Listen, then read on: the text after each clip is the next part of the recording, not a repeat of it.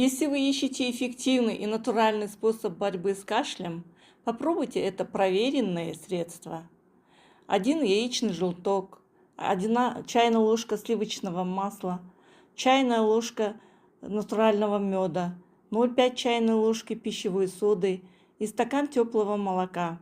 Смешайте все ингредиенты и пейте утром натощак и вечером перед сном. Этот напиток смягчает горло, облегчает кашель и помогает быстрее выздороветь. Попробуйте, результат не заставит себя ждать. Натурально, безопасно и эффективно. Если вам понравилось мое видео, прошу вас поставить лайки и подписаться на мой канал, чтобы не пропустить следующее полезное видео.